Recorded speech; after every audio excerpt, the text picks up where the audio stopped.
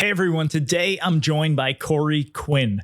I have been a longtime follower of Corey's, and with the publishing of his book, Anyone, Not Everyone, I knew we needed to get him on the show. Corey's an agency coach and helps founders get out of founder-led sales so they can spend more time doing what they want rather than being tied to every prospect in their business. In this episode, we discuss why agencies need to specialize in a vertical market, why building your positioning around a platform or tool is a risky bet, a strategy for breaking free of founder-led sales, and more. Today's episode is brought to you by ZenPilot. There are lots of tools out there for agencies to manage projects, but any project issues aren't usually caused by the tool, they're from your own processes. ZenPilot helps agencies implement their project management tools while streamlining operations, so your team can move from chaos to clarity. You can see for yourself at zenpilot.com/forward. And now, Quinn. It's easier than ever to start an agency, but it's only getting harder to stand out and keep it alive. Join me as we explore the strategies agencies are using today to secure a better tomorrow. This is Agency Forward.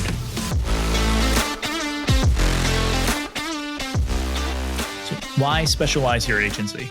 It's a great question, Chris. And I think that it comes out of a very practical problem that a lot of agency founders find themselves in eventually, which is they typically get into the agency space by saying yes. They build a business by saying yes.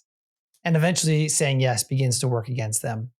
And so one of the ways to get through that trap is by specializing, and specifically the type of specializing that I've spent many years of my career understanding and learning about is specializing in agency in a specific vertical market. And the benefits are amazing. When you specialize in a vertical market, you automatically know who you're targeting, which lists to buy, which conferences to go to, which associations to join, which keywords to rank for, which articles to write, which podcasts to start, and on and on and on and on.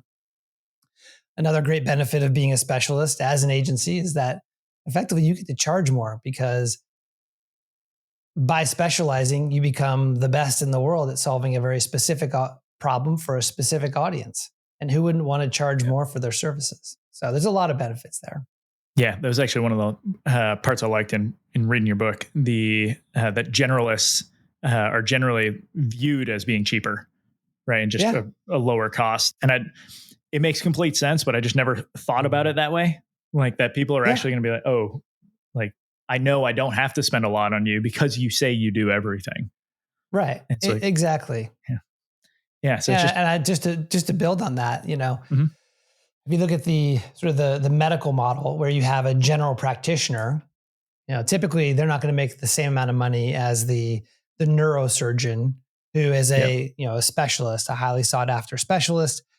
And a part of that is, I think, a positioning problem, which is that agencies who say they do everything, it's really hard to differentiate from their competitors who also do everything. I mean, in many cases, when it comes to agencies, you're selling to buyers who are not technical buyers. They don't have the understanding of the experience to tease out the nuance between one generalist agency and another. And so as a result of that, they struggle from an ability to tell the market or teach the market what makes them truly unique. They end up competing on price and losing deals to lesser firms. Mm-hmm. So I guess what's the process that you would take someone through in order to get them, more, I guess, individualized within the market so they're differentiated from everybody else? Absolutely. So it's a 3-step formula. I break it into actually 5 steps in the book, but for our purposes today, I'll talk about the 3 steps. The first step is really focusing in on a vertical market. And one of the ways that agency founders will stumble in this area of focus is that they may do what many others do, which is to pull out a big spreadsheet of all the different vertical markets or niches that you can go into and say, well, what's the biggest one with the most spend? Like, I want to go into that direction. And I think there's logic and there's value in doing that. But there's one ingredient that's really important today more than ever, which is really lacking an empathy for the buyer or the industry. Mm-hmm. And the reason why that's important today, Chris, is in my experience, and I have a 17 years experience in the agency space. And what I've seen through my own experiences growing an agency from 20 million to 150 million, as well as interviewing dozens of successful agency founders, is that they're missing that most agency founders are missing empathy, and those who are successful really have found that they need to care about the industry, about the people they're serving, in order to not only differentiate, but also to endure the ups and downs that every market goes through, and that which ultimately leads them to a greater success. Yeah, I think it's Alex Hormozy has a quote that says like solve rich people problems, because obviously the rich people are going to pay more. But I've always said like, what if you don't like those rich people, right? That's right. And then there's no desire to actually go deeper and working with them, building that relationship that's going to lead to other opportunities and everything else. And I'll just build on that. Like, one of the questions I ask my clients is, in this process of specializing and finding a focus, let's say a year or 3 years down the road, you filled your business with, let's say, med spa owners or attorneys or manufacturing companies, whatever that focus is. How do you feel waking up every day and going to work? Like, how do you feel about really dedicating your life to solving this industry's problems, right? Does that fire you up every morning, or is that a drag, right? And that's really important. As the founder, the rest of the company is going to drift off of your energy. So you need to be fired up every day. Right. Well, and at that point, like if you have filled your client base with a certain industry, it's really hard to shift to something else, right? Entirely. It's like you almost have to move like adjacent industries slowly until you find that pond that you actually want to be fishing in. Yeah, absolutely. And it is a process to build your business around a vertical market. And so it's kind of like, I think what my mom once told me, which is that if you're going to climb the ladder of success, you want to make sure it's against the right building, Mm-hmm. Yeah, good point. I liked actually in the book, when figuring out like the target market and everything, you had like the decrescendos from like generalist to specialist for figuring out who you want to target, but then also doing the same thing with what you want to do, and then kind of blending those together. That's right. Great. For everyone, just go grab a copy of the book, whether Kindle, purchase one so that you can actually like look at the graphics that are inside it. It's very helpful for understanding the ideas. And entertaining read at the same time while learning stuff. So get extra pitch in there. But I love how that. do you as far as like figuring out the crescendo, like what, like I'm sure sitting down with an agency, right? They might think, hey, this is specialized enough, I guess, for what I'm doing or who I'm targeting. But usually there's like another step that they can go to go deeper. Are there exercises or things you recommend? Yeah. So really, I mean, this is a important strategic decision for any agency founder. So really going through a couple of steps and being intentional about getting this decision right is really worthwhile. It's worth the time you spend doing that. And so I'd say that there's two types of ways to look at this. One is a qualitative way, which we've partially talked about this already, which is, do you want to go to work every day if you have only attorneys as clients? You also want to look at things like, well, what is our client success team like? Who do they like working with? Because they're the ones that actually ultimately retain the clients. They're going to know who we're getting the best results with. You want to also ask your sales team. In some cases, agency founders may have a sales team. Like, who do we like selling to? So you want to take a qualitative pass at this. You also want to look at, if we're going to make this decision, where do we already have a competitive advantage? Where do we have maybe a brand name or a positioning in the market where people in this industry already know, like, and trust us, right? We'll use that to our advantage. Right. But then there's also the quantitative aspect of making this decision. So I remember taking one of my agency clients through this, and they had already been working with a lot of the professional teams, like the Chicago Bulls and whatnot. And they were trying to make a decision. Was it going to be professional sports teams and sports arenas, or was it going to be something else? And part of the analysis was looking at, well, what's the total addressable market for sports teams? In other words, if we're going to completely position our agency along the lines of, hey, we're a performance marketing agency for sports teams and arenas, if they were successful in penetrating that market and really being a dominant player, what is the actual revenue that they should expect to generate? And does that revenue number actually excite you as a founder? Is it in alignment with the kind of business you want to build and the freedom that you want to have and the profits and all that? And in the case of this specific client, we went through this process. We looked at, well, how many businesses there are there and what's the revenue, and did all the math. And it wasn't exciting for them. They realized that, if and when we're successful here, it's not going to be enough. And so they had to make a decision. Do we want to continue pursuing this road, or is there a better vertical market that when we are successful in pursuing that vertical, that we will be able to achieve sort of the revenue goals that we want to achieve as a founder?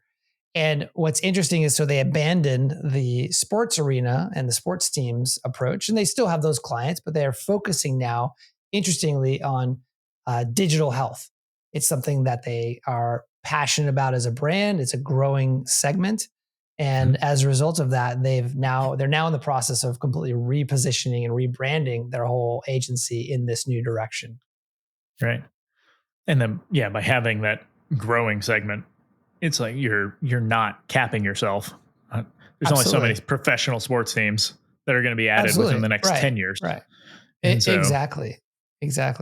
And so the other dimension of this is that you mentioned is when you choose, or when you're in a vertical market that is in a declining state, there's this saying like that all boats rise with the tide. The opposite is true. When the industry is shrinking, the dollars are shrinking faster for marketing, right? And so it becomes much more difficult.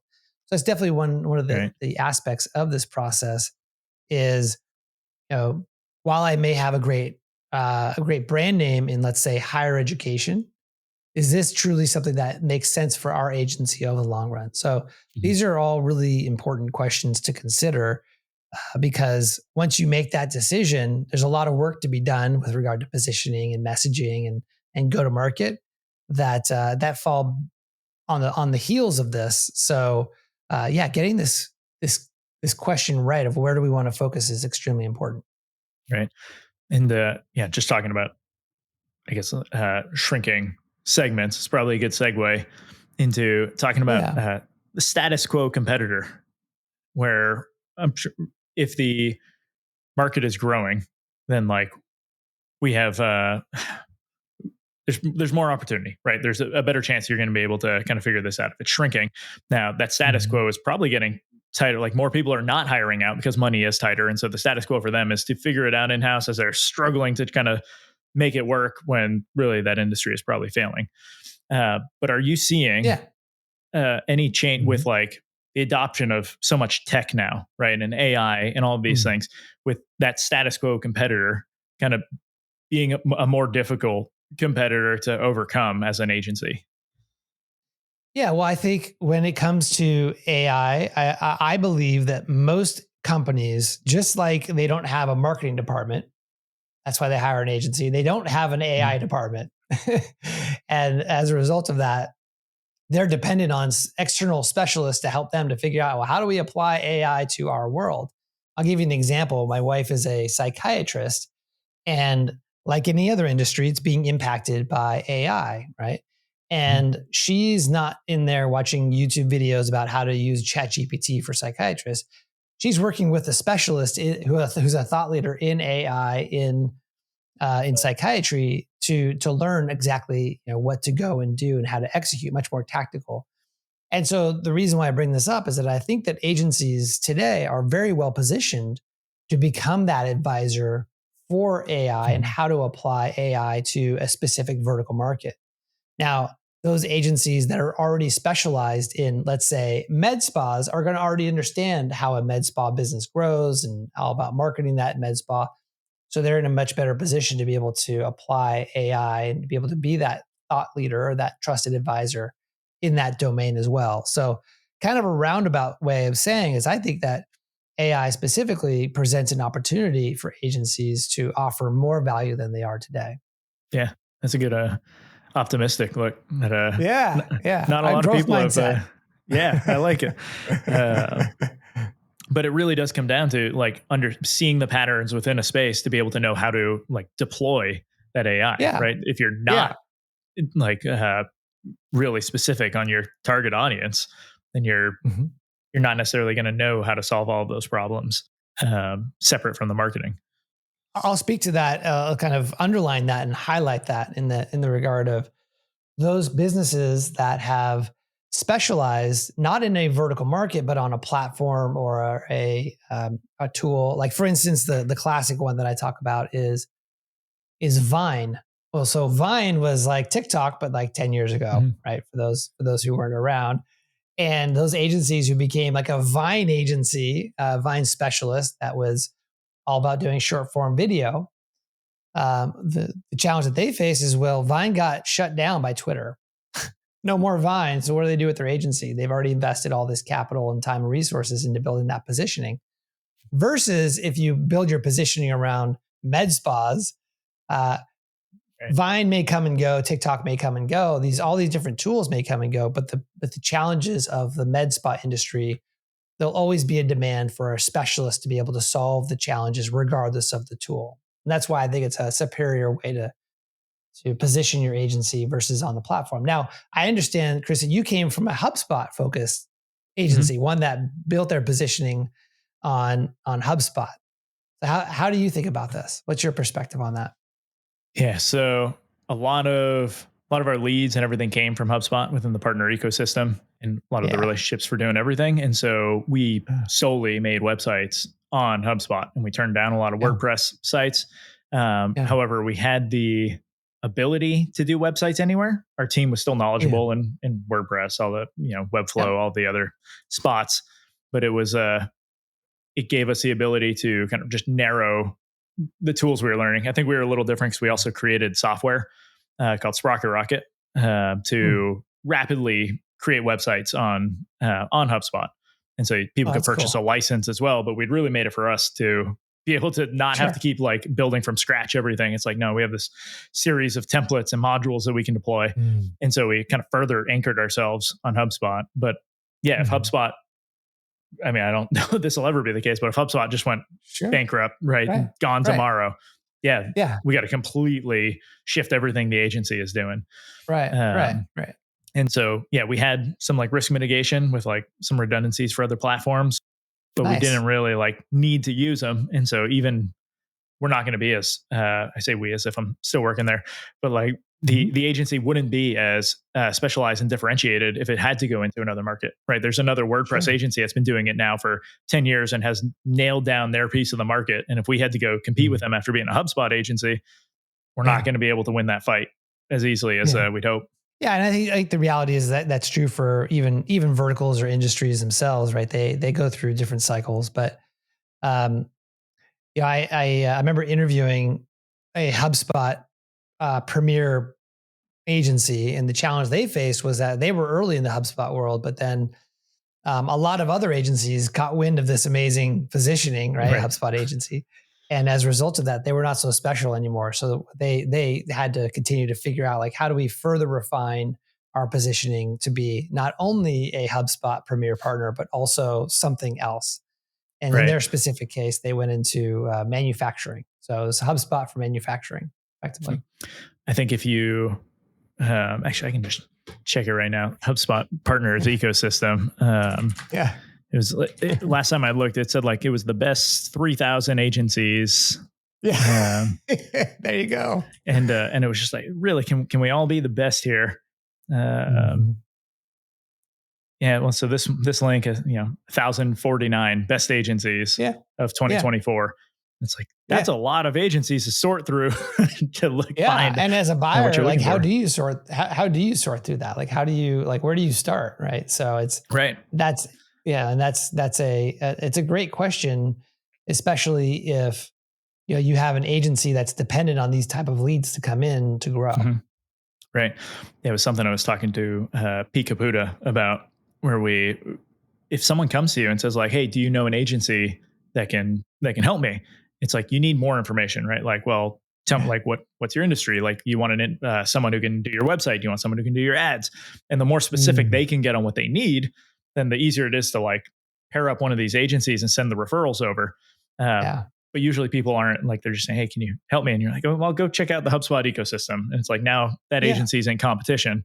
But so if an agency was able to come to me and say like, hey, I specifically help people. I think there's an agency in HubSpot that just does roofing companies. And it's like, so, and I don't know them personally, but someone's told me this story before. But like, even now, like, I don't know the company, but I'm thinking there's one roofing company in there, and like guarantee they have a specialization that no one else has for marketing within that ecosystem. And so like, boom, first of mine, I'm going to refer you. And so, absolutely. I love that. It's like the Rolodex moment. The other thing I love about it that you just reminded me of was that as a buyer, let's say you're a roofer, you don't have to train an agency on your business if they're already specializing in roofers. Right. They don't have to learn, like the agency wouldn't have to learn like, what a good job is and what the costs of typical roofing jobs are, and all those things make it so much more attractive from a buying perspective when you're specialized, I think. Right. Yeah. Because even at so my previous agency, we had we're working in tech and SaaS primarily, which is fine. Like we got a general approach for how to do all this, how to learn about the clients and stuff. But even within SaaS, that's not a very specific space. Like we had a payroll service company, we had a tenancy verification company for renters and landlords, IT services, right? Like they're completely different spaces that you have to learn. Your team has to figure out each time versus like roofing. I know roofing.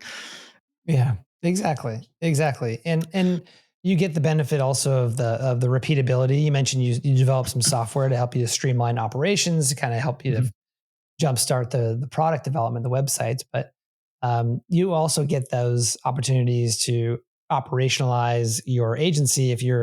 Let's say if you're doing roofing and you're doing websites, like the formula is pretty straightforward, right? You know exactly what to do, the content to write, and you can get a lot of efficiencies out of that to help you to ultimately what I love talking about. And I love your perspective on this, Chris, which is helping the founder to be not what I call it, being able to escape founder-led sales, because sales is usually the last thing that they escape, but being able to not be dependent because there's no variabilities in the business. It's all very process driven. Therefore, the founder isn't required. Right. I think one other, perk, I think for the specialization that I just thought of whenever, and I still do some like website projects with people because they've heard my name. And so they come to me and it's great. I'll take your money. It's fine. But when someone brings a website, I always kind of preface it with like, look, we're taking our best guess with the marketing, right? Like I'm going to ask you all these questions based on what I know, what I need to know, what I think the market wants. But like once that site goes live, the market could say, no, we don't like this. But if you do have that specialized knowledge and you've just been doing this over and over, you know the patterns for what the market actually approves of. And so now it's not a big guess. It's like, no, we know this type of messaging works because we've seen it work over and over. Yeah, that's right. That's right. Huge edge. You have the benefit of pattern matching. If you're serving the same client over and over and over for years, you're going to learn a lot about these businesses, and you're going to probably know a lot more about how to grow one of their businesses than the typical business in the actual category. I'll give you an example. At Scorpion, we used to target home service businesses, and we became experts in not only marketing, but like really how to grow a home service business. And one of my partners on the executive team, Jamie Adams, he said something that actually came true, which was that he said that our salespeople know so much about how to grow a home service business, let's say a roofer or plumber, that they could probably be a really good general manager. And I just saw online a note on Facebook, a post by a Scorpion salesperson who was focusing on home services. Guess what he did? He left Scorpion sales and he actually became a general manager at a home services business because he knew the marketing and sales piece so well that it was just an obvious thing for him to do. Yeah, it's crazy. I know. There's almost like learning on the job that way by just like working with the industry and figuring things out that way. I would almost give more credit to that than just going to school, like going back to a university, right? And learning 1,000%. Whatever's up, getting your MBA and stuff like that. And so it's an awesome way to be able to shift industries while still getting paid in the process to learn. Yeah, absolutely. And you get like being able to come into a business and solve hard, nuanced problems. There's a tremendous amount of value for that. But that comes with time and repetition. Right. Yeah. So if we were going to break down like an 80-20 Pareto principle style for what agencies should be focused on right now so that the future is a little easier for them, what would you recommend? Well, so I'm going to go back to the drum that I'm always beating, which is focus on a vertical market, position yourself around the vertical market, and then go to market with attracting more clients. That is, to me, the far superior way to build an agency today. It's what acquirers care about. So if you want to sell your agency to someone eventually and have a cash out maybe a little bit, they're looking for vertical specialist companies typically because they have better retention and they have better profit margins, as proven by data. It's very empirical evidence points to that, and so it's a superior way to grow an agency.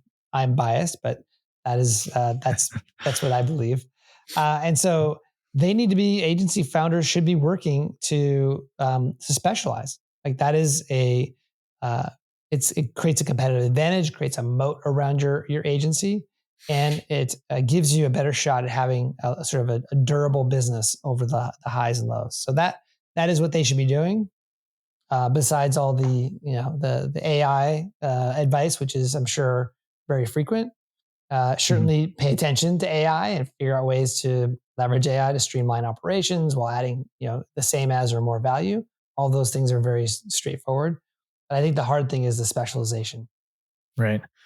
So I guess on the flip side, are you seeing specific challenges that get in the way of agencies being able to specialize?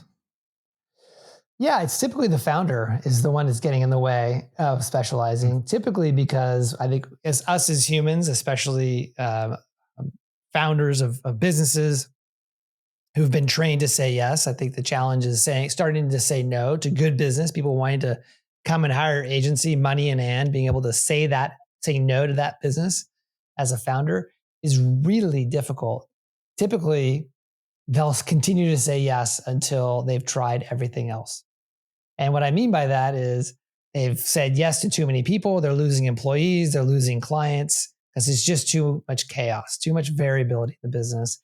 Maybe they've hired third-party lead gen companies and sales leaders. Maybe they've hired a sales team and fired a sales team. All of these things are typically what an agency founder will do before they throw up their arms. They say, all right, that's it. I've known I need to specialize. I'm ready. And that's usually when I have a conversation with them. Right. There has to be some sort of way to expedite that lesson without them needing to feel the pain?